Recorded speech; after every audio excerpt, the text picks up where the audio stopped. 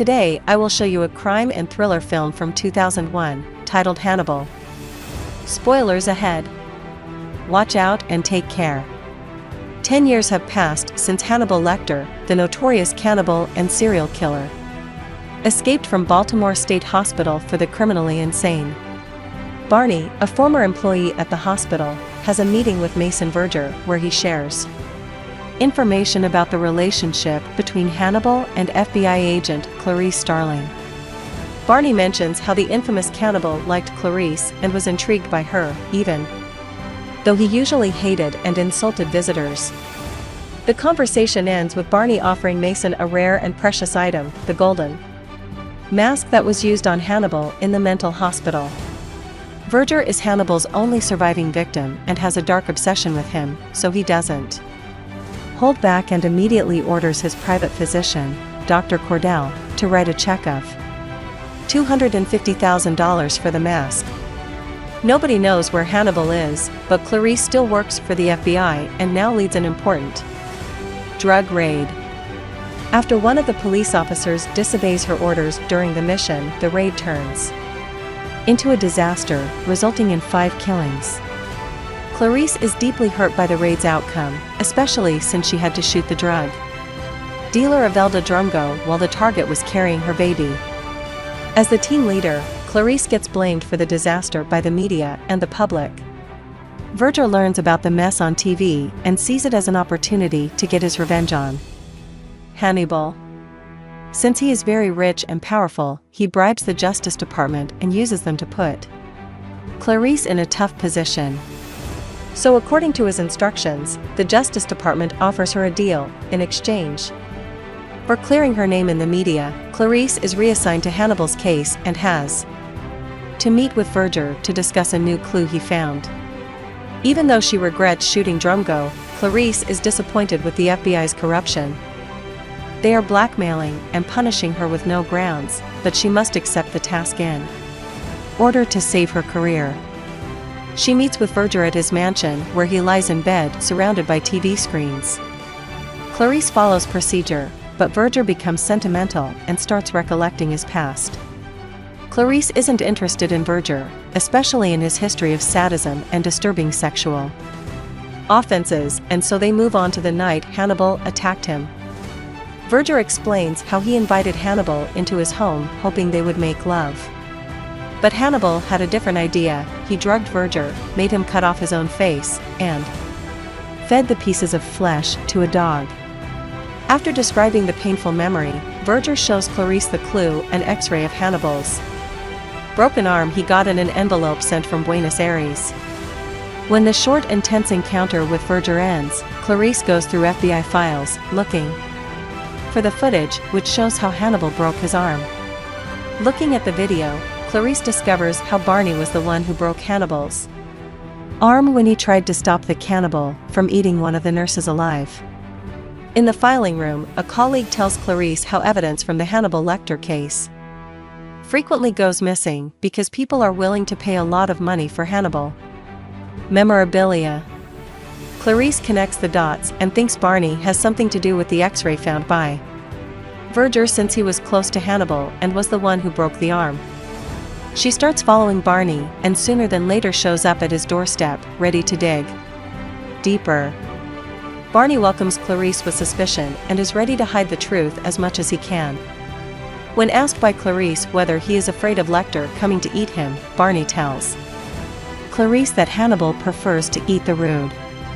He thinks he survived Hannibal for 6 years only by being polite and civil toward him. But Barney is not as innocent as he thinks. Clarice quickly confronts him with evidence that he is the one selling old Hannibal items, including a book signed by the notorious cannibal named The Joy of Cooking. Barney realizes he can't lie to Clarice for long and quickly opens up. After the hospital closed down, Barney took some of Lecter's items and are now selling them for a high price. Clarice orders him to give her everything he has along with the X-ray photo.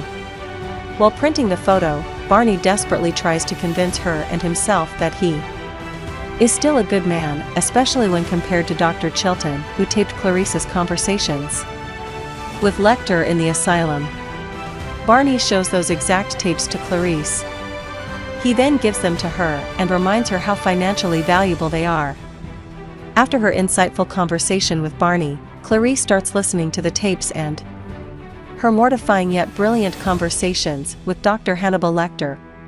As Hannibal explains in one of the tapes that he wants to be next to the water and enjoy nature, the action moves to Italy, where Chief Inspector Rinaldo Puzzi is wandering through the streets of Florence. The inspector is headed toward a questioning connected to the disappearance of the chief library curator Signore de Bonaventura. He wants to interrogate the newly appointed curator Dr. Fell, but little does he know. The overly curious and seemingly innocent scholar is actually the infamous Hannibal Lecter. The two of them have a short conversation about the missing curator, and Dr. Fell agrees to hand over any extra documents he finds. Meanwhile, in the US, Clarice is in her office, surrounded by a pile of documents and opening up newly arrived letters. She notices how one of the letters has a unique seal and her name written in cursive handwriting. She instantly suspects it's from her deranged admirer, Hannibal.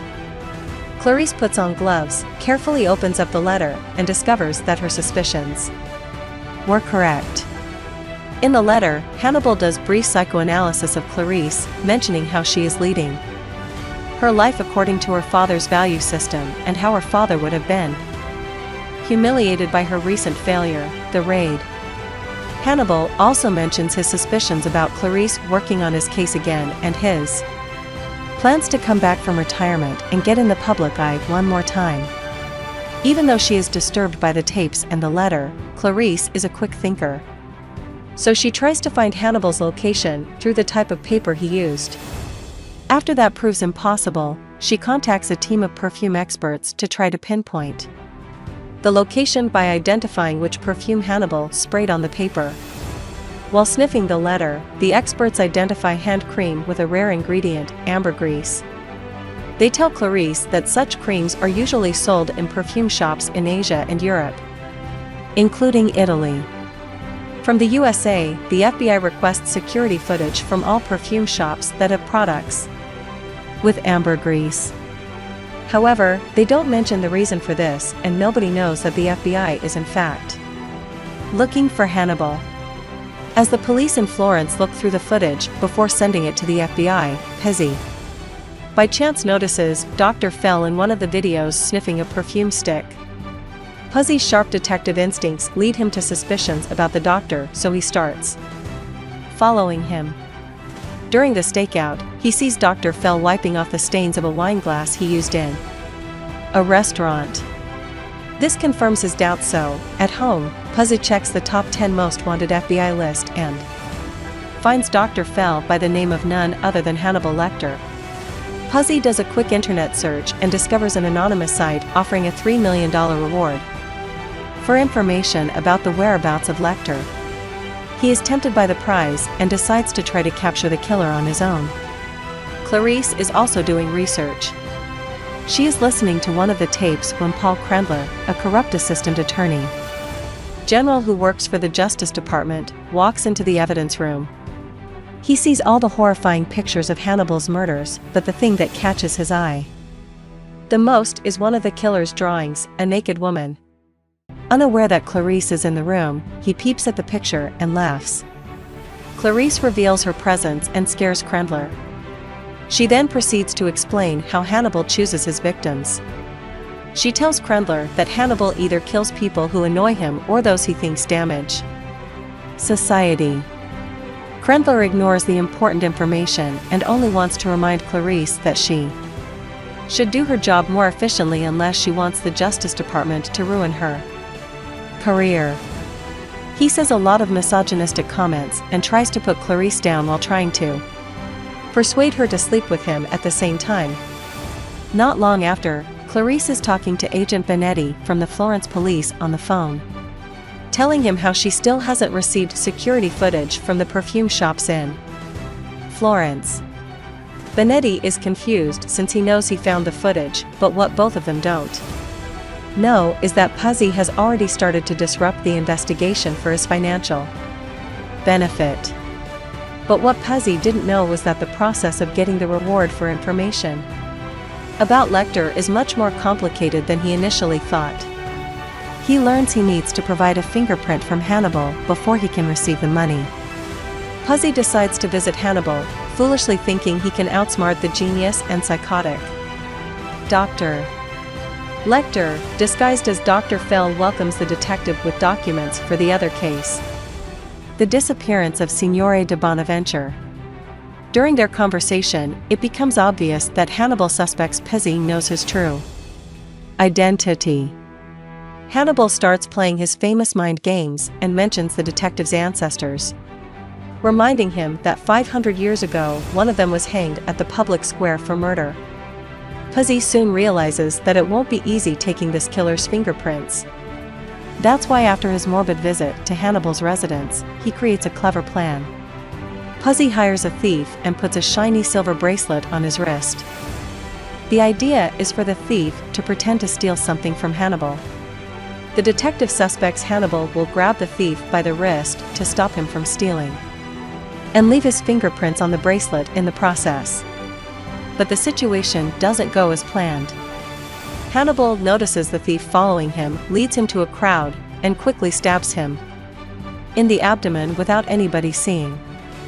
Puzzy feels guilty because the thief tragically dies, but he is satisfied because Hannibal leaves fingerprints on the bracelet after all. The buyer turns out to be Verger, who receives the fingerprints from Puzzy on a computer and starts executing his carefully planned revenge. He is collaborating with criminals from an Italian farm to kidnap Lecter and feed him to wild boars, just like Hannibal once fed his face to a dog. Puzzy finally receives the money but decides to stay involved in the kidnapping to make sure things go according to plan. But not many people have outsmarted the serial killer. So when Puzzy visits the opera with his wife, he finds Hannibal there as well. After the play, the killer approaches the couple, flirts with Puzzy's wife, and gives her a page of Dante's sonnet. Ironically, the poem describes how a woman is so infatuated with a man that she eats his heart. Puzzy takes this as a slight warning and wants to get Hannibal out of his life as soon as possible. He doesn't think Hannibal is onto him though, but soon finds out that Clarice is. By checking who logged into the FBI's most wanted list, Clarice discovers that Puzzy logged in multiple times from his home address and read all the data on Hannibal. Soon after, she receives the security footage from Florence and identifies Hannibal in one of the videos. Considering the missing files from Florence and Puzzy's login data in the FBI, she calls the Florentine detective to learn more about his actions. When the detective denies ever hearing of Hannibal, Clarice realizes his plan. She knows that he wants to sell the information to Verger and begs Puzzy to stop, warning him how dangerous Hannibal can be. Puzzy ignores Clarice's warnings and heads to a university lecture held by Hannibal on the topic of Dante's Inferno. There, with the help of Verger's assistance, he hopes to kidnap the serial killer and finish the whole ordeal. When the lecture ends, Puzzy calls the assistants who are waiting outside, but Hannibal chloroforms him and ties him up. Puzzy wakes up when Hannibal is putting a rope around his neck. The killer threatens to eat Puzzy's wife if the detective refuses to answer questions. Hannibal asks whether Verger is involved and Puzzy answers yes, with blinking. Suddenly, a phone call interrupts the questioning. It's Clarice, desperately trying to persuade Puzzy to avoid Hannibal. Surprisingly to her, Hannibal answers the phone and leaves Clarice in shock. The cannibal is kind to Clarice, but hangs Puzzy out of the same window his ancestor hung 500 years ago. Hannibal wants Puzzy to look like the medieval description of Judas, so he cuts the victim's stomach so that his bowels can hang from his body. Soon after, Clarice watches the tape of Puzzy's hanging and sees how Hannibal is waving at the camera. Verger watches it at his home too, trying to think of a different plan to capture and punish his nemesis. He knows Clarice is Hannibal's weakness and decides to set her up as bait again. He bribes Krendler with $500,000 and wants him to falsely accuse Clarice of withholding a love letter sent by Hannibal. Their plan is successful. Clarice gets suspended and thrown off the case. Starling knows Krendler is collaborating with Verger and that they both faked the letter. She shares her suspicions with her boss, but gets ignored and sent home. Verger thinks this injustice will draw out Hannibal, who is excited by seeing Clarice in distress. Verger is spot on about Hannibal, as we soon see the serial killer in the USA entering Krendler's home, buying cutlery, and stealing equipment from a hospital.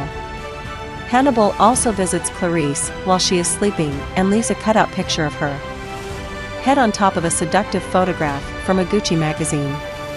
When she wakes up and notices the photo, she instantly gets a call from the serial killer, giving her instructions that lead to his location. Clarice is suspended but has a strong sense of duty, so she can't say no to an opportunity for catching the mad cannibal and putting him in custody. However, her plan goes astray. When she arrives at the location Union Station in downtown DC, Clarice notices two men following her. Turns out Verger knew Hannibal would contact Clarice and instructed his men to follow her. Clarice and Hannibal play a game of cat and mouse while she tries to find and capture him. When Hannibal leaves the station, Verger's men spot Lecter and immediately taser and kidnap him. Clarice knows that Verger is behind the kidnapping, so she asks her boss to search the millionaire's mansion. Lecter is nowhere to be found because Verger predicted the police search, so he kept him in a van until the police left the mansion. As soon as the officers leave, Verger's men bring stranded Hannibal to the property. In the meantime, Clarice decides to face the entire situation on her own and breaks into Verger's mansion. Inside, the millionaire proudly circles the cannibal while hinting at the type of revenge he is planning. With an evil grin, Verger says to Hannibal, "You wish you fed the rest of me to the dogs," after which Hannibal cold-heartedly replies, "No, I much prefer you the way you are." While Verger's men are leaving strained Hannibal in an empty pig pen surrounded by hungry boars, Clarice enters and shoots some of the men. As she tries to free Hannibal, one of the kidnappers shoots her. Hannibal manages to cut the ropes himself and saves wounded Clarice. As he brings her out of the barn, Verger orders Dr. Cordell to shoot Hannibal. But the manipulative and intelligent serial killer gives Cordell another idea. He tells him to push Verger into the pit and that he's ready to take the blame. Without a second thought, Cordell leaves Verger to the mercy of the hungry boars, and Hannibal escapes with Clarice in his hands. Probably according to plan, Hannibal goes to Krendler's lake house and drugs the attorney. Later, Clarice wakes up in the bedroom, wearing a black evening dress. Her gunshot wound has been sealed, but she is still feeling dizzy and disoriented because Hannibal gave her morphine. She uses all her strength to scout the location, call the police, and find an object she can use as a weapon. The police tell her they will arrive in 10 minutes and advise her to leave, but she grabs a pair of handcuffs and a snowball and slowly starts walking downstairs. There, she sees Hannibal preparing dinner for half-conscious Krendler. The attorney is wearing a baseball cap and is acting like a child. Hannibal greets Clarice, but charmingly tells her to put down the snowball. She sits at the table close to Krendler and notices how his head is bleeding beneath the cap. As Krendler becomes ruder toward Clarice, Hannibal questions her about her loyalty to an institution that despises her. During their conversation, Hannibal takes out Krendler's cap, and we see a large scar around the top of his skull. The serial killer removes the top skull, revealing a large portion of Krendler's brain. The attorney is still speaking half-present, slowly shutting down like a broken machine. Hannibal continues to explain how the brain doesn't feel pain while removing and frying parts of Krendler's prefrontal lobe. Then, he feeds those pieces to Krendler. Clarice is disgusted and begs the deranged cannibal to stop. Lecter asks Clarice to let him go and give him his freedom. He goes to the kitchen with half-conscious Krendler to leave Clarice time to think. But she takes a candlestick and tries to attack him in the kitchen. Hannibal stops her and throws her against a refrigerator, trapping her ponytail in the door and ripping out the handle. He asks her whether she will beg him to stop if he starts eating her. With a minimal expression, Clarice tells him she will never do that. He kisses her, and she uses the opportunity to handcuff their wrists together. The police are coming, so Hannibal has no other choice but to cut Clarice's hand. Instead, he cuts his own and leaves the premises. Clarice starts running to the nearby lake to check if Hannibal climbed on a boat. The police arrive, but there's no trace of the killer. In the final scene, we see Hannibal on an airplane. He opens up a box filled with all kinds of food: figs, caviar, grapes, and last, but not least, parts of Krendler's brain. A child sitting next to the killer asks questions about the food and wants to try the brain, not knowing what it actually is. Hannibal is reluctant at first, but then gives the kid a bite, remembering how his mother told him that it's important to try new things.